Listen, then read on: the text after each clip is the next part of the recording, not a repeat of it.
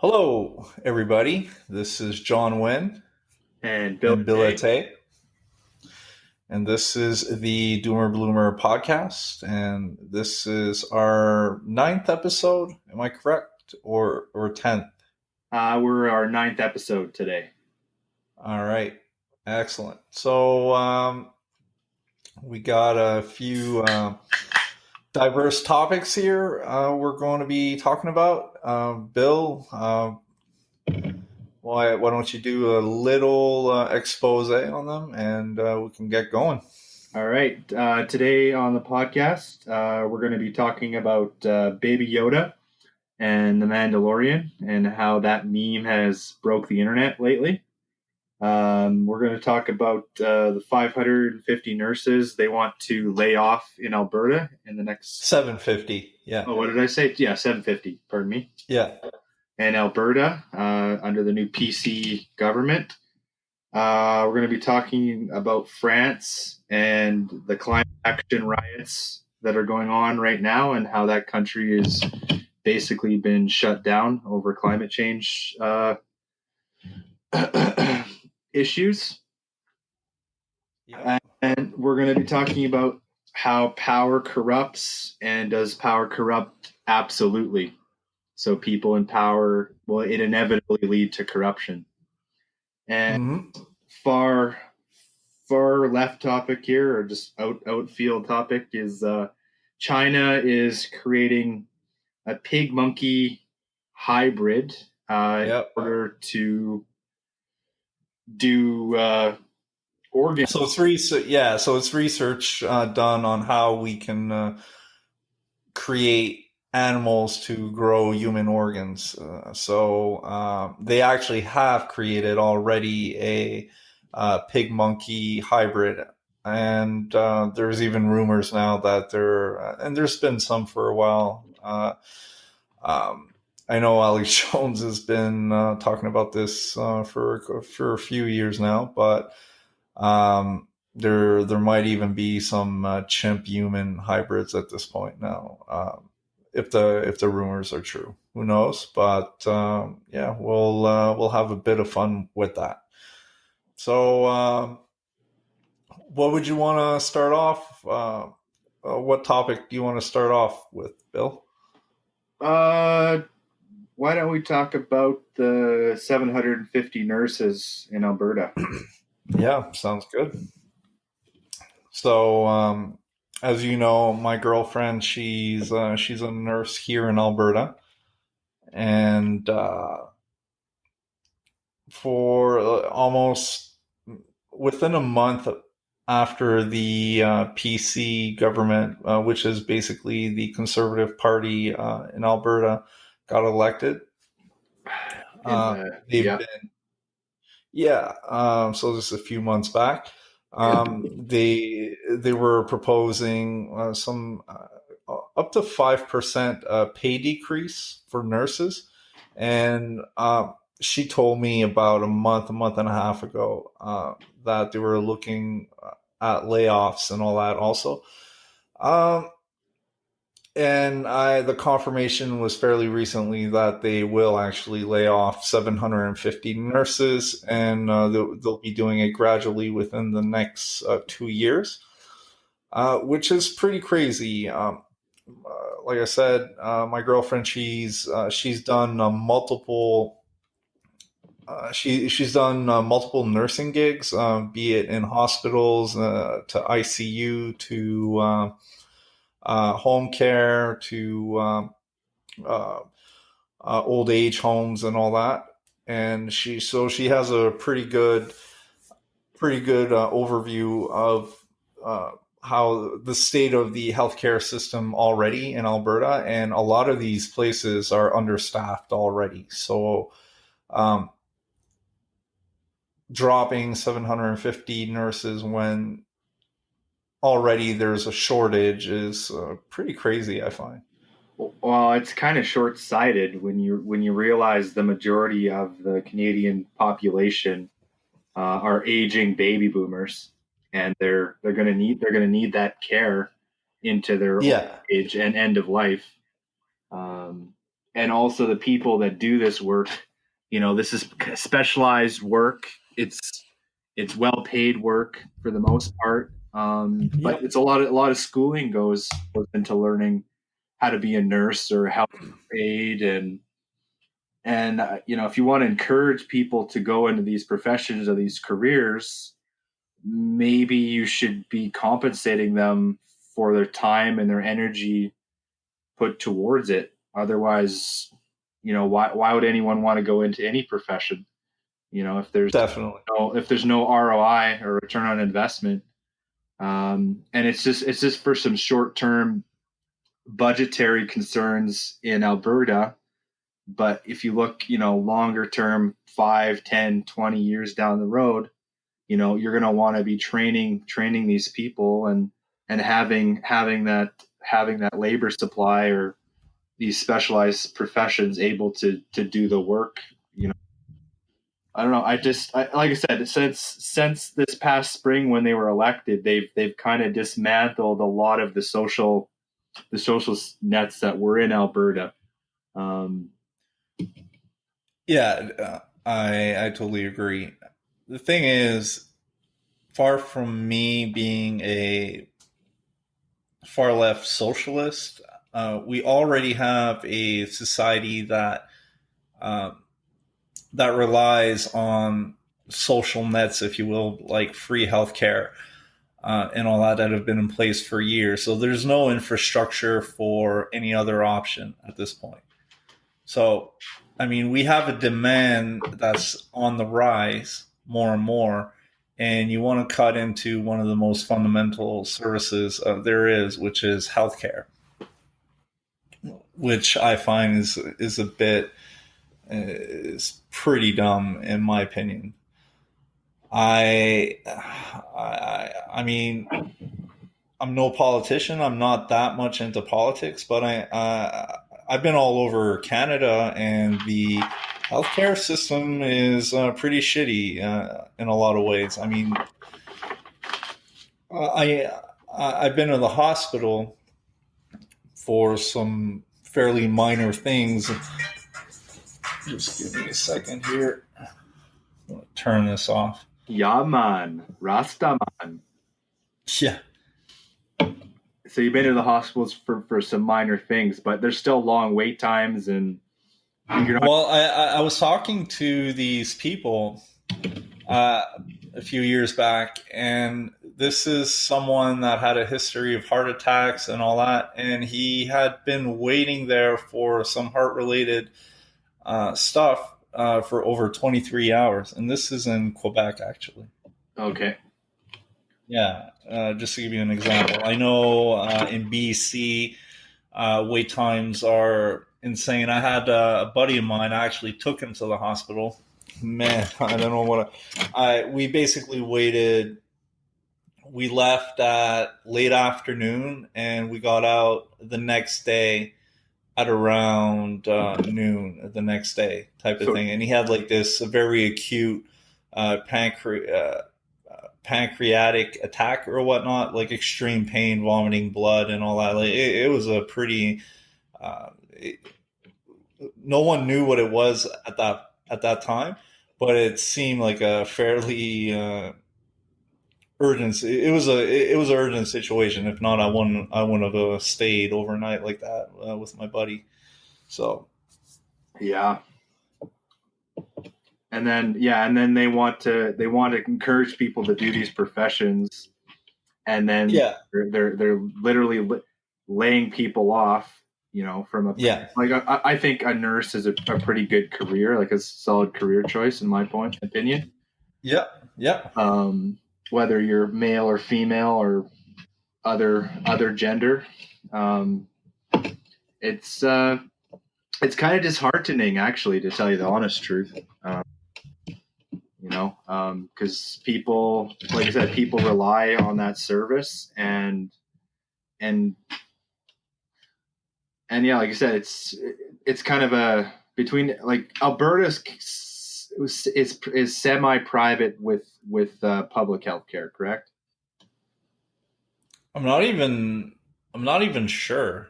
I Okay. mean, there's some private, like in any province, there's certain things that could be considered private, like if you look like at a dentist or whatever. But I mean, there's other fields, specialties. I guess you can get like some private care or whatnot. Um, but it's, I mean, for surgeries especially, there's not really a private sector for that, from what I know of, anyways, anywhere in Canada. So you've got these waiting lists of extremely important surgeries, life or death, pretty much. And there's these waiting lists that, and I've read articles about that.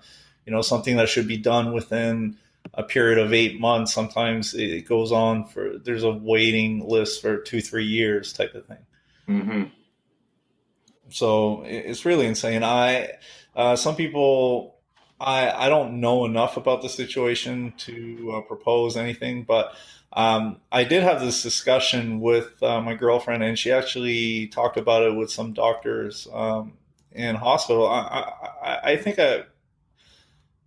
one of the problems, especially when it comes to doctors and all that, is that they have like a very large amount of time and money needed for their education. And a lot of it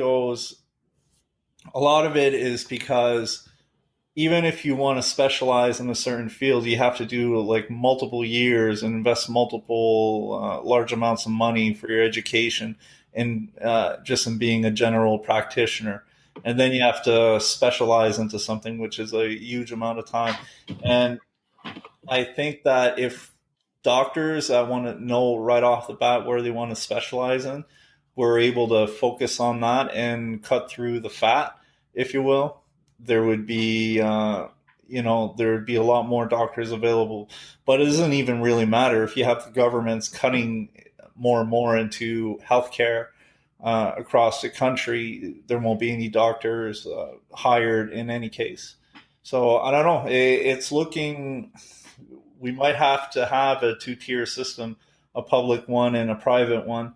Um, some people say that could be even more disastrous, but who knows? I don't know. But it seems like healthcare is a major issue no matter where you go on this planet. It's a very expensive and artificially expensive in a lot of cases.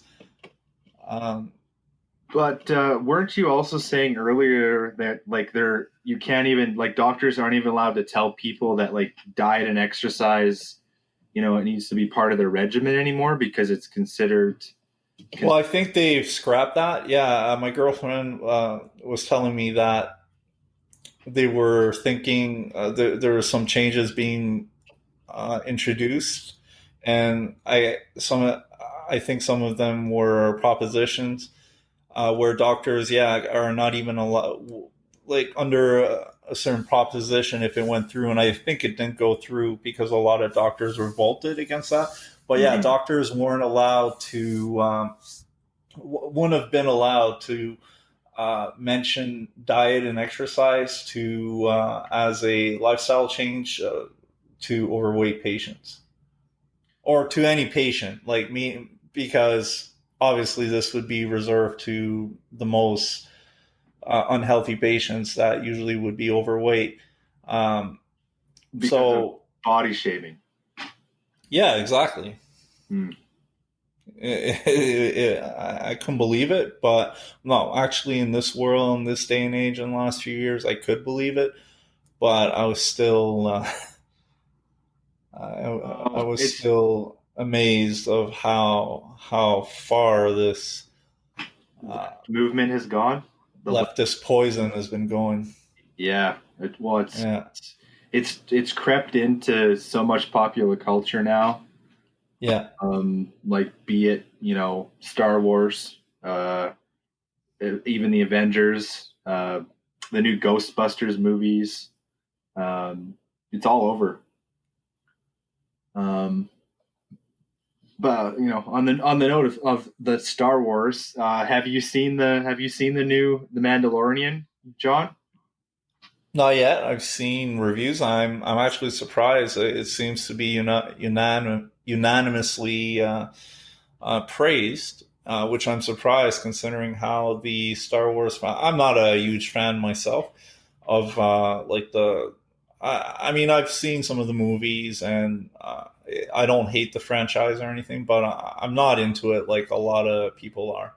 So Um, let me put it to this way. So you're like the original trilogy sort of fan, right? Uh, yeah, kind of like I remember parts of it. I like the. I know it's not the most popular. I haven't seen any of the new ones since like 2015. The prequels that they did in the late 90s, early 2000s. The first two ones are kind of vague to me.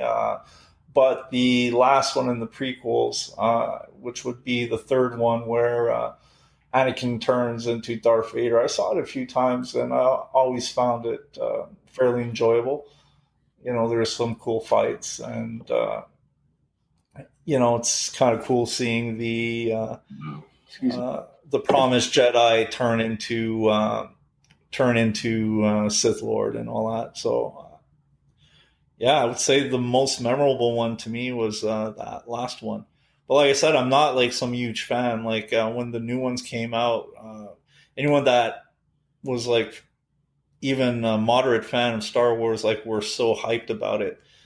Um, I haven't even seen it, and from what I've heard ever since that first one came out, it's just like all kind like a rehash, but reframed in a very left wing, leftist, feminist framework. I was like, yeah, I'm not interested. Yeah, like I actually found The Mandalorian quite refreshing Yeah, in comparison to the new like Force Awakens and The Last Jedi. I didn't like The Last Jedi, and most people didn't like The Last Jedi. yeah. Um, but Disney's basically taken over the franchise. They've they've made the Mandalorian. It's now canon Hmm. to the new Star Wars universe. But yeah, like you just now you see the Baby Yoda meme. It's basically broke the internet in the last few weeks. Yeah, Uh, I think I've seen it a couple times. I didn't know it broke the internet until you mentioned that to me. But yeah, it seems people are losing their mind over Baby Yoda. Baby Yoda, like that'll be the number one selling toy for next year at Christmas probably. Yeah, probably. Yeah, I could see like Baby Yoda bobbleheads and like there's yeah, yeah, good franchising opportunity there. I think. yeah, for sure. Or licensing the rights to it, make some toys. Yeah, for definitely. If you're an Amazon seller, definitely look into acquiring some Baby Yodas. Mm-hmm. Yeah, I haven't seen The Mandalorian yet. I am interested in seeing it. It seems like they're not too. I think Disney has gotten hit pretty hard with. You know, it's like they're starting to realize that if you go too woke, you get broke. Right? You go Yeah. broke. If you get, I'm gonna put that on a T-shirt. That'll be our new T-shirt. If you get too woke, you're gonna get broke. I like it. Yeah, yeah, yeah. Yeah, so yeah, I didn't know it was that big of a meme, but I'm not surprised. I mean, it'll probably be the next big meme for the next 2, 3 weeks, just like that cat was. Like, have you seen that white cat with the Desperate Housewives? I don't think so. No, I've seen it all over the place for the last 2, 3 weeks. All kinds of memes. So you see like these crying Desperate Housewives from the show there, and then you have this cat like this white cat looking angry, uh, and there's whatever people are just writing uh, different stuff, like a comic book, right? The Desperate Housewives say something, and the cat replies back. Well, there's some funny ones out there. Yeah, well, I think that's why I like The Mandalorian, because it's kind of feels like you're watching a graphic novel, Mm-hmm. and even the storyboards that go along with the show, like it looks like you're watching and reading a graphic novel. I think that's the for me that's personally the appeal. Yeah. You're kind of watching a graphic novel unfold in real time, and they're not very long episodes. They're like 35 minutes, Okay. so they're not like an hour long or anything like that. So Yeah. they tend to pack a lot of action into a short amount of time. Yeah. Um, and if you're familiar with the Star Wars, the Mandalorians are like one of the most revered warriors in the galaxy. You know, Do they have the Force or whatever? no, the Mandalorians aren't Force users. I'm sure there are some Force sensitive people within their culture, but Okay. they're more like a warrior. Like I would think of them kind of like the Spartans of Star Wars. Oh, okay. Gotcha. They train from a really young age to be warriors. Like family and clan is really important to them. And, Mm-hmm. they wear armor and they shoot pistols. Um, I think there were a few Mandalorian Jedi, but it's not their main characteristic. Yeah. Yeah. Gotcha. Gotcha. And so Cool, man. And yeah, suppose I haven't heard like that they're like pushing some obvious agenda underneath, political or otherwise. Underneath, it's just pretty much good storytelling within that universe, right? yeah, it's actually written and directed by John Favreau Okay. of Iron Man. So written and directed Iron Man. So he's Oh, okay. Cool. yeah. So he's like I said. I think like I said, it's just good storytelling, and it's enjoyable to watch. And Nice. it's not too long. It's not gonna you could finish the latest 5 episodes in the day if you wanted to. Yeah, yeah. I actually did that with One Punch Man. I rewatched season one and watched season two uh, during the weekend. Man, I love that show. Never heard of it. No, I've watched One Punch Man. Oh, okay, excellent. The season two is I, great too. but I'm not really the biggest anime type person, so Yeah, yeah, I know. I am. I'm I glad my girlfriend is too. I'm not like an anime nerd, but I do enjoy like a good violent anime from time to time. When I get into one I like, I can't stop. So yeah. So yeah, and yeah, I gotta watch Silicon Valley. I can't believe it's the end of the show, man. That's uh oh, that's a that's a great show. But anyways, yeah, we don't need to expand on all my uh, disposable entertainment I've been watching lately. So I think there's bigger fish to fry, just like what's going on in France, man.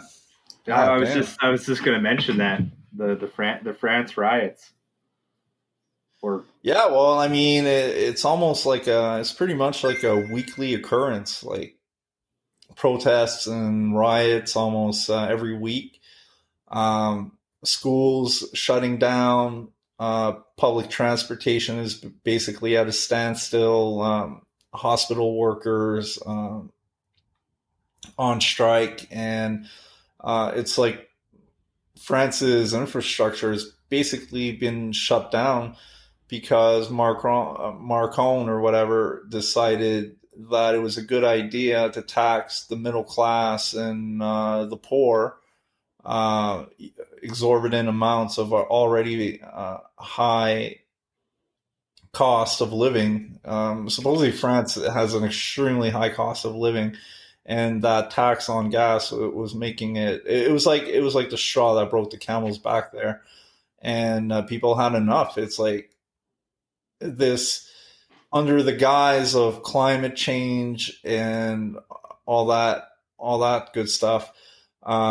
We're going to tax the the lifeblood of your average French person down there, and the population had enough. And like this yellow vest movement is way it goes way beyond like political parties. There's people in the yellow vests that are on both sides, from the left to the right. The people are really seeing this as like the elite picking on the little guy, and I mean, I tend to agree. I mean, this CO2 tax seems more like a way for the government to make some money than actually caring about the environment. I mean, there's been some pretty good studies out there saying that even if we reduce every single carbon footprint to zero, meaning that we got rid of all technologies and vehicles and all that would produce CO2. The over like the course of 50 years, it would be like something less than 0.5% decrease Yeah, so of what it is now, right? it'd be a negligible effect in comparison to, natural occurring things like volcanoes. Yeah, And we've as human beings, we're a blip in a cosmic and geological timescale of the Earth. yes, So it's very difficult for us, in 50 to 100 years, let's say 150 years of industrialization. yeah, How much impact is that in comparison to over 10,000 years or more of climate change? That's when we exited the last ice age, exactly.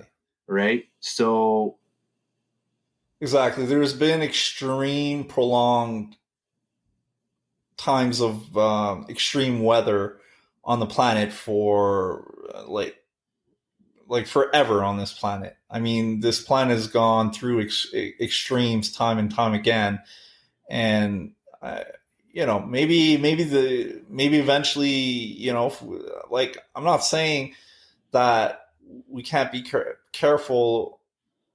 Like especially, I think pollution is more danger.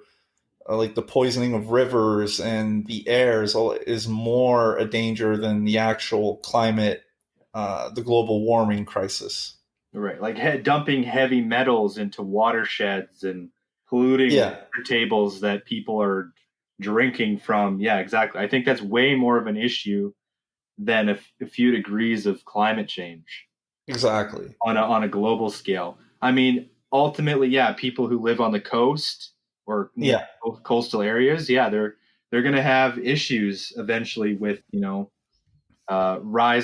rising water levels and things like that, and also areas that have deserts or drought are already drought prone.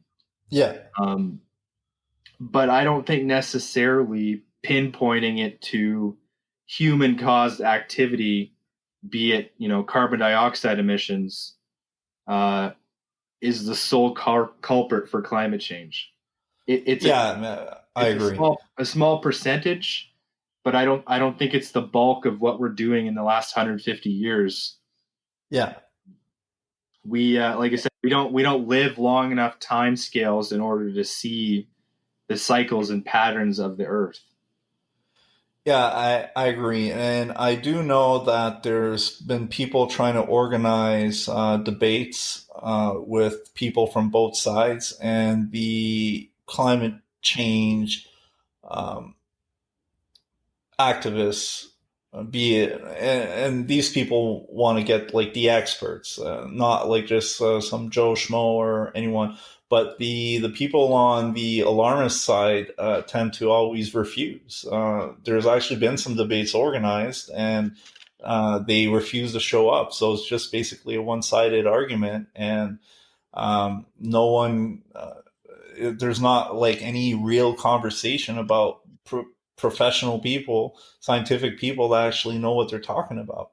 So it's almost like um, a two it's a two-sided argument between ignorant people. Oh, wow. So it's ridiculous. I mean, this is serious because if it were a real crisis, I mean, we should have a logical conversation about this in the public space. But no, it seems to be fear tactics and fear mongering across the board. And on the other side, it's like complete denial. So I think it's probably something in between. We're probably causing a certain impact, but how bad is the impact, to what degree, and what are the real consequences about it, I think are being grossly exaggerated or misrepresented here. You've got like prominent politicians like uh,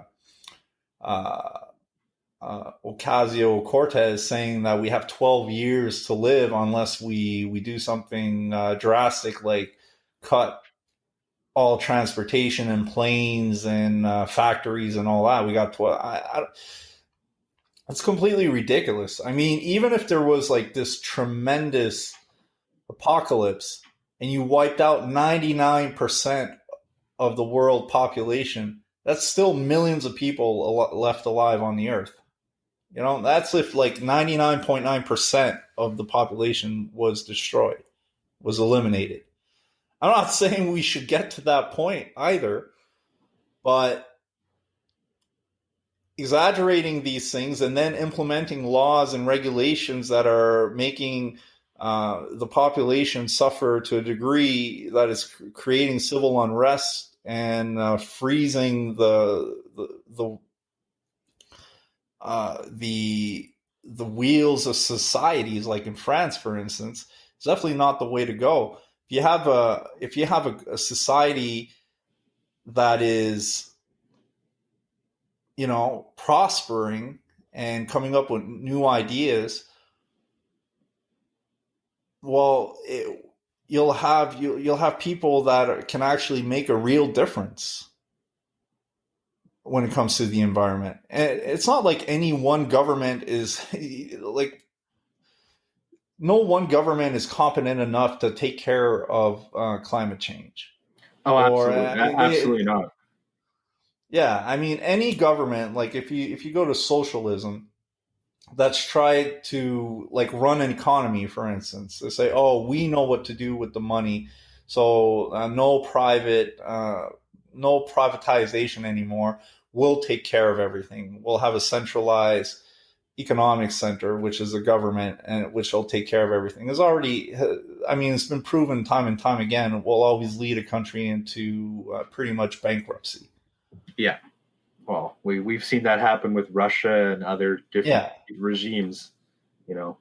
yeah. So I mean, if no one government in the world can take care of a something like a market, which is very human in nature, how the fuck do you want a government to tackle something as big, to be like the sole controller of something as big as climate change and as complex as climate change, Well, which is a human.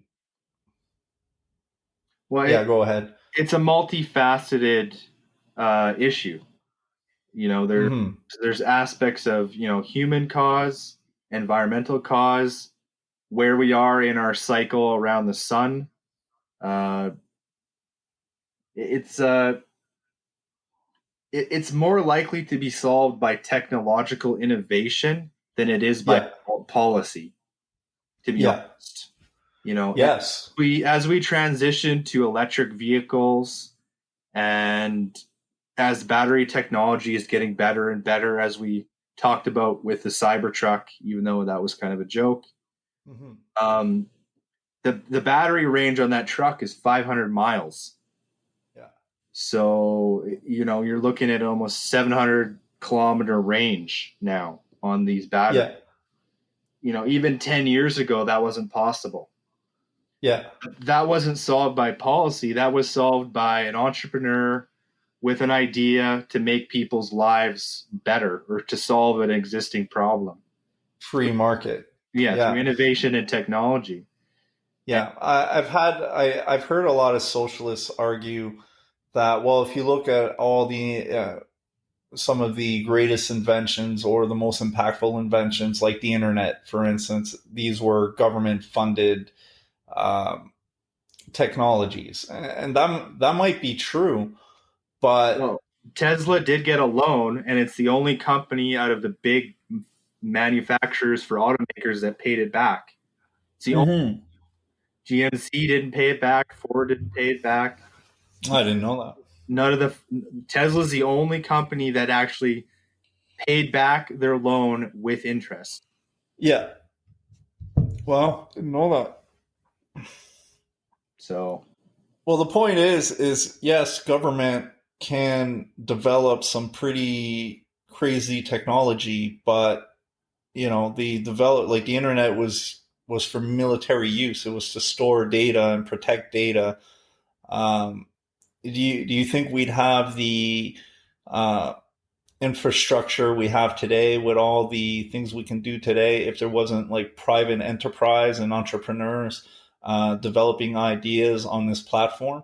Like the socialists that I heard talking about it, I think it was a professor. I can't remember all the details, like what university and what his name was, but he was saying that private enterprise is bullshit, and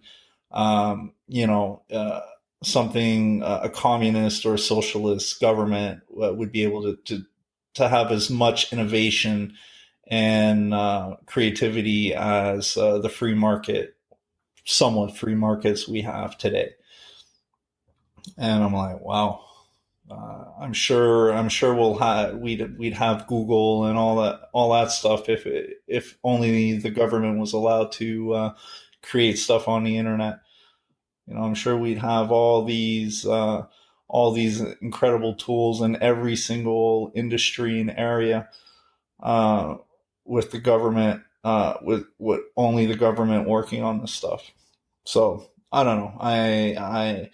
I just feel as a whole that not not only for climate change or anything like that, any political tendency to rely on the government to take care of everyone is a foolhardy idea. well, it's short sighted because election cycles are 4 to 5 years. Right? Yeah, There's they don't they base their platforms on popularity, not what's best for long term prosperity for the average citizen of their country or the world, right? yeah, So like yeah, right now, the most leveling influence in the world we have is the internet because it's democratized information. If you want to learn yeah. something or have access to something, it's available 24/7, 365. You don't have to go to an institution or a university anymore. As long as you have a reliable internet connection and have half a brain in your head, you can pretty much learn any sort of skill or find information. Hmm. Now, information is highly controlled by different well, whether it be media outlets or government. So just be very discerning in the things that you listen to and watch and read, um, and take everything with a grain of salt and don't just because climate change is bad, not necessarily is it's not necessarily the truth. It's a much Hmm. issue than just saying, oh, humans caused this. Well, look at non non-sponsored information, where someone's not getting a stake in having the results turn out a certain way through their study, you know, Yeah, and look at more than one source of information, you know. yeah. I try to look at both sides of any debate here. That's for sure. I don't think, especially in this day and age, you really don't have a choice to. You can't. You really can't be sure of anything in this day and age. I mean, science keeps evolving, and turning old truths upside down. Uh, the food industry, like diet is a perfect example of that. We've already talked about this before, but what's good for you yesterday is no good today. You look at eggs, one of the best foods and one of the worst foods and one of the best foods again, etc. And I mean, you could almost apply that to almost every food or food component. So, What if I want to get a slice of bacon from the pig monkey hybrid they're making in China? I want yeah, that I want a side of pig monkey bacon for my bacon and eggs. definitely a crazy story coming out of China. So, the little information I have is that they've were able to cross the DNA of a pig and a monkey to see if it's possible to have, for instance, in the future, cross DNA of a human with other animals, so we can harvest organs. And I have no idea what a monkey pig bacon would taste like. But Delicious. I'm sure if this technology becomes common, we'll sure find out one day. Some entrepreneur will, especially the Chinese. I don't want to generalize here, but they do tend to like pretty much anything that's non-human. They don't mind eating, right? So who I, knows? There might be chicken turkey a la pig hybrids out there just for food. I don't know. well, I mean, we live in a society like we have genetically modified organized organisms all the time. They're things are bred to be fatter, bigger, more muscular. It doesn't surprise me that a country like China, which has more relaxed regulations when it comes to that sort of uh, enterprise, Yeah. because you wouldn't see this story coming out of the United States. Just I don't think it would happen.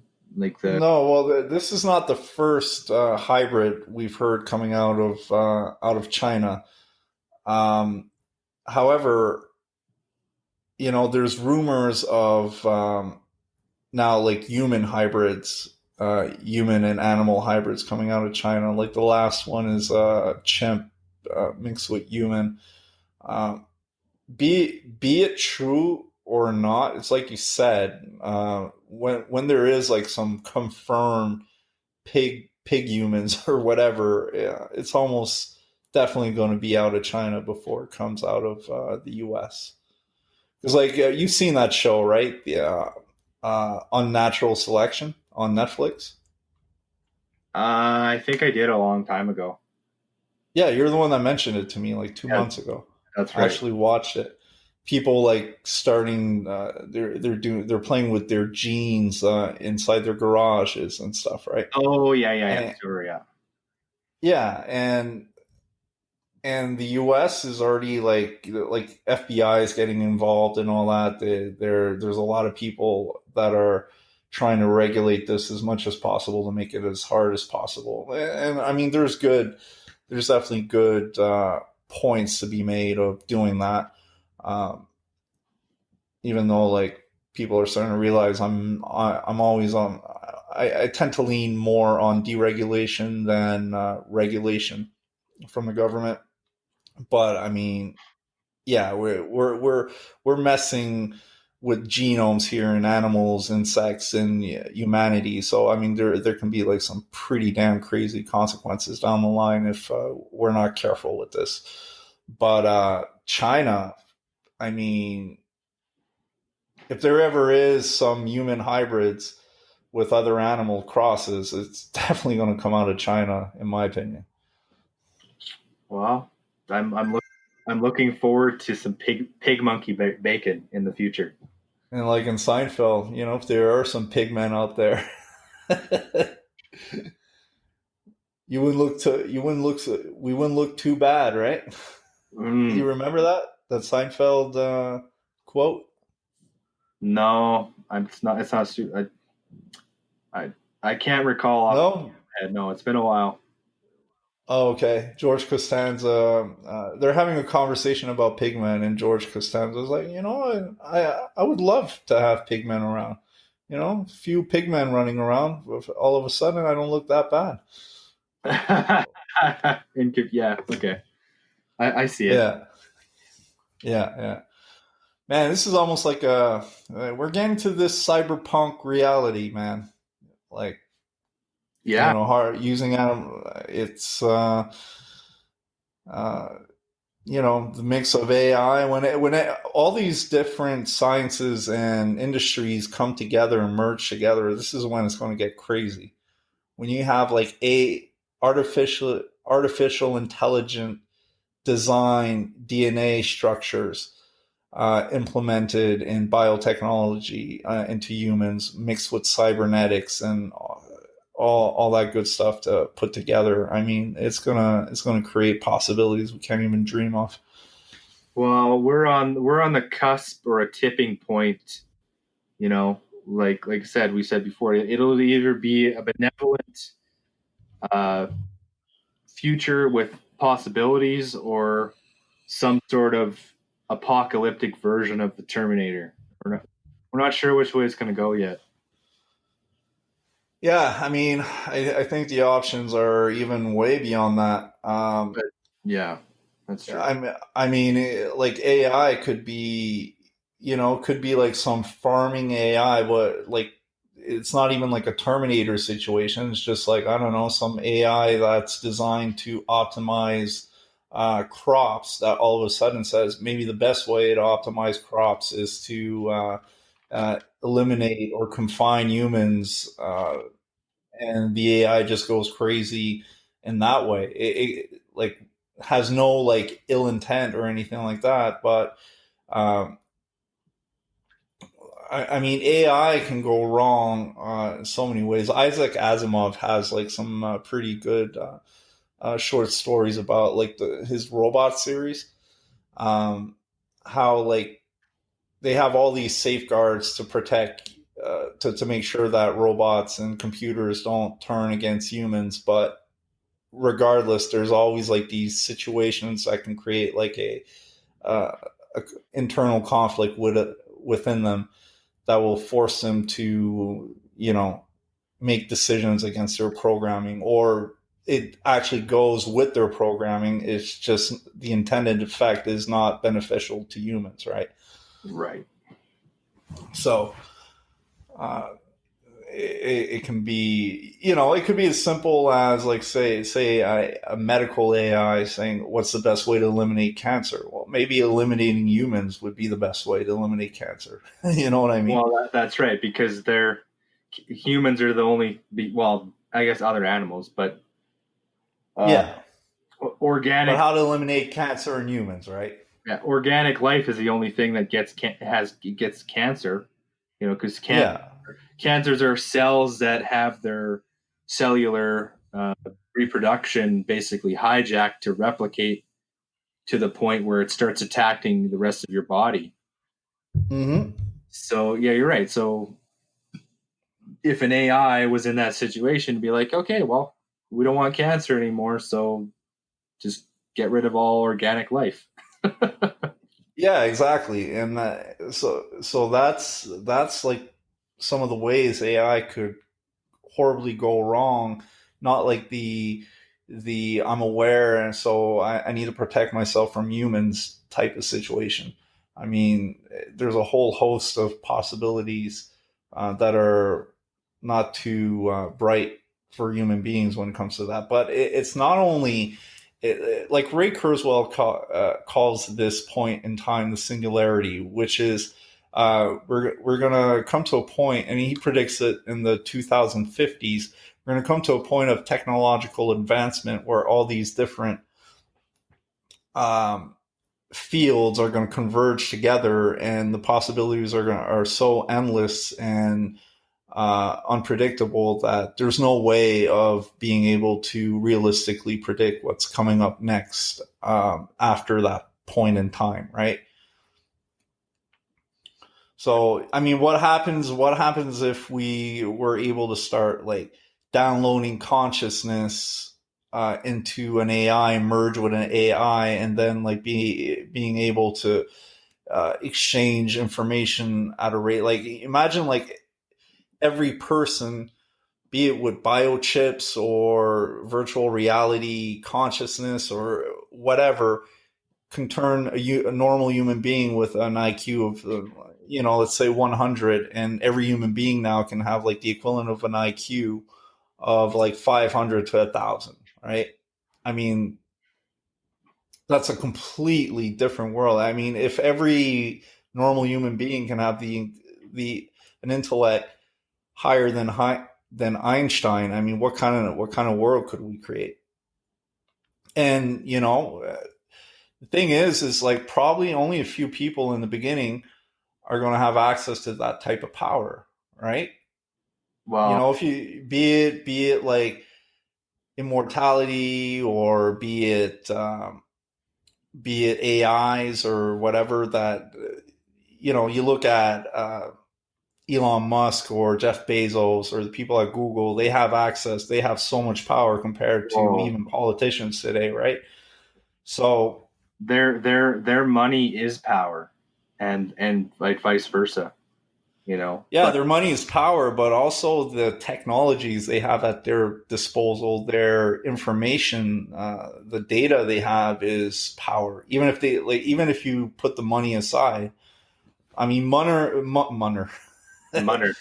Munner, money money, is money is already like one of the greatest power a human being can have on the planet. But imagine when you couple that with other uh, like information, you could say is one of the greatest powers a human being can have. If you have information on everyone, hmm CIA is not, or NSA or whatever, some of the most powerful organizations in the world.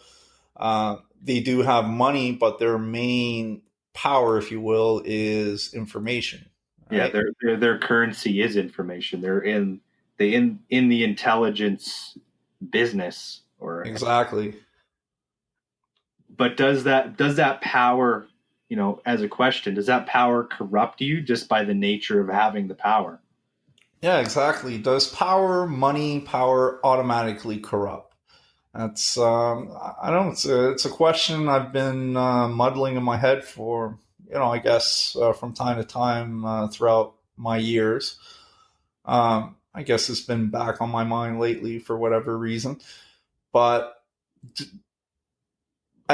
I guess like I would like to say no, that it doesn't automatically corrupt, but it definitely, like we discussed earlier before being on air, it definitely amplifies whatever tendencies you might have, right? Um, if you're if you're like 80% cool and 20% an asshole in your life, that 20% is going to have a lot more. That 20% asshole in you is definitely going to have a lot more impact and freedom to do what it wants than if you were just like Joe the plumber down the street, right? Right. Yeah. Well, that's what I've always said, right? If you were to put money in someone's hands who's already not such a nice person, power in someone's hands who's not just a nice person to begin with, Mm-hmm. it will tend to amplify whatever characteristics or personality traits you already have. Mm-hmm. Um, I mean, Google used to have a policy of like, don't be evil, uh, Yeah. but now like there's a whole culture shift at Google. Like the main two founders, Larry Page and Sergey, both stepped down. The original founder of Apple's Steve Jobs is not there anymore. Yeah. Um, so we're living still in a world mostly controlled by corporations. Yeah. Mm-hmm. just because, like you said, they have access to the information, to the things you buy, you're purchasing, and you're basically your marketing profile. And Yeah. And plus, they have the means to cut out any competition. but is that monopoly and power ultimately corrupt Well, corrupting a free market or people's ability to operate in a free market? I mean, some people would argue that power corrupts Absolutely. always, right? So if you were to get enough power in your life, even just as an individual, it would ultimately corrupt you. It would ultimately, and I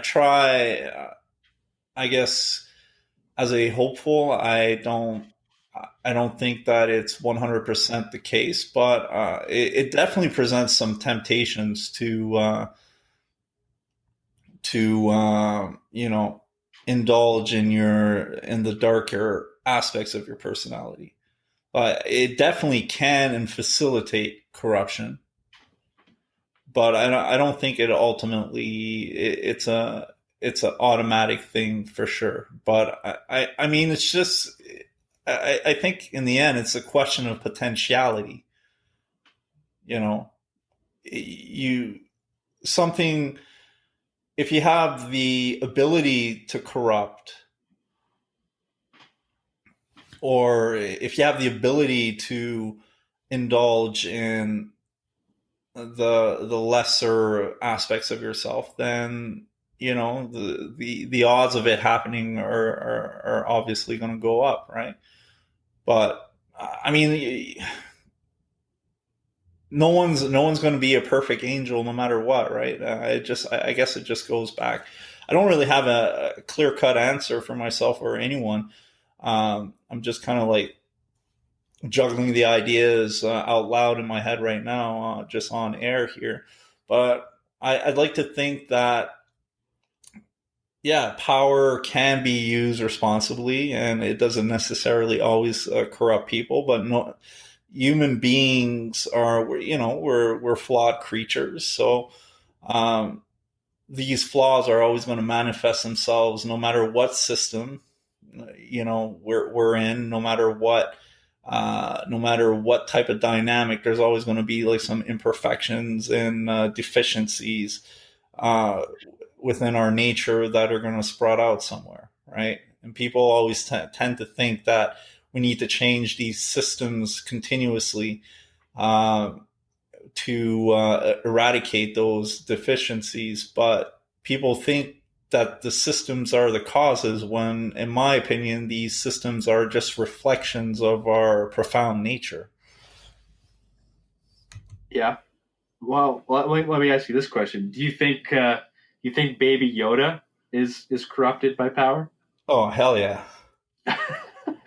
But he's too cute. Way too. They're the worst ones. The cute ones. Yeah, gotta beware of the cute ones. The cute ones. Oh, yeah. Oh, yeah, man. No one suspects the butterfly, man. No one suspects the butterfly. Yeah. But they create tornadoes on the other side of the world, man. Mm-hmm. Just by flapping Yeah. their wings. Yeah. Yeah. So, yeah, well, I have no idea. Yoda is too much of an iconic character, so it'd be cool though. Baby Yoda grows up to go on the dark side, and the ghost of Yoda just gives him a spanking. I g- that'd be funny. Yeah, I guess so. So yeah, I have no idea about Baby Yoda, but where did you see it? Actually, we got Amazon TV recently. Is it on? No, it's on the Disney network. Yeah, I forgot. It's on Disney Plus. Yeah, did you get that? Well, through my Amazon Prime, I took a week long trial, Oh, but okay, okay, gotcha. I think I'm gonna keep it. And how much is Disney Plus? It's $8.99 a month. Oh wow, super cheap. Thank you, Netflix, man. You really revolutionized the Subscription television service. well, television as a whole, I mean, cable sucks so bad. I haven't even before I got Netflix. I hadn't been watching cable in a long time. When you could just download it. I don't download anymore; I just stream. But wow, I mean, we've kept cable, basic cable for like, especially for my girlfriend. She likes watching the news and sports and stuff like that. Um, Nah. Sometimes, yeah, but sometimes a show will come on or a good movie, and we'll start watching it, and then it's like ad after ad, and I'm like, no, we're not. Plus, a lot of times, like on these normal cable, like say there is a good movie or a good show, a lot of it is censored. Yeah. So, I mean, besides like channels like AMC, HBO, um, Showtime. Showtime, yeah, exactly. Uh, Bad boys, what you gonna do? no, no, it ain't that. Wow, it's Bill's. Bill's Trucking is calling me. Oh, really? That's serendipitous. Yes. I have no affiliation with Bill's Trucking, just FYI. All right. um, Probably a spam call. Who knows? I just got a from the agents the investigative agency of Canada of Revenue Canada called me earlier. I love fucking with them. To all our listeners, if you get like these scam calls, just call them back and pretend to be a police officer doing an investigation. And my tip is to pretend you're on their side at first, to say, "Oh, I'm sure everything is in order," and just start asking them questions and hear them sweat on the other end. It's very satisfying. this is Inspector Lemieux uh, from the investigative arms of cybercrime for the RCMP. Exactly. Yeah. Where And is I'm your business located? Oh, it was actually they were fronting as a Revenue Canada, and in the last 2 years, I've been getting a lot of those calls.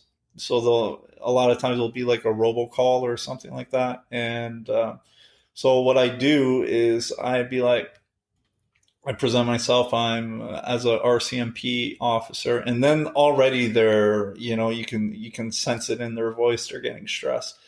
But then I'll be like, don't worry. I think we just got some complaints. I'm sure everything is in order. You guys are legitimate and all that. I just have a few questions to make sure and all that. So then you start asking questions that you obviously know they can't really answer, and they start sweating. And then you ask to talk with their boss, and you want to take down their employee number and all that, and then they just start. A lot of them will just hang up on you. They'll uh, they'll get mad and hang up on you, or they'll start panicking and hang up on you. A lot of times they're going to try to play the game, and then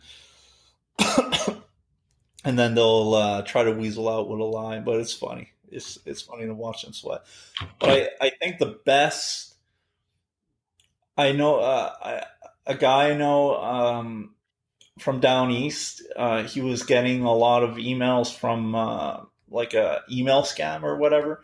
Started talking with this girl, like a prince, or I can't remember all the details, but um, he pretended to have fallen in love, hook, line, and sinker. But he's like, oh, he said something like he had friends I got ripped off before, but he really trusts in her and all that. But he would need like a proof or something. So send him like $150 to prove that what she's saying is real. I think it was like a kind of scam, like, I want to marry you, I have all this money and all that. And but they needed like 10 grand or some shit like that. So he managed to actually extract money from the scammers, which was, I found pretty cool. You kind of flip the tables, right? Just like on Seinfeld. Yeah, yeah, you got to do that. Flip the tables. Take a negative, turn it into a positive. Exactly. Exactly. So Yeah, I think we've covered everything we wanted to talk about. Yep. Anything you want to add, John? No, I'm good. I added how to deal with scammers. All right. I think that was a welcome addition. Absolutely. Yeah. As always, we're on the social media platforms: Instagram, Twitter, Facebook. Feel free to message us. Mm-hmm. Any topics you're interested in discussing, or if you want to be on the podcast, feel free to send us a message. Yeah. I second the motion. All right. So this is Bilete. And John Wynn, we will be signing out. And until next time, Peace. peace.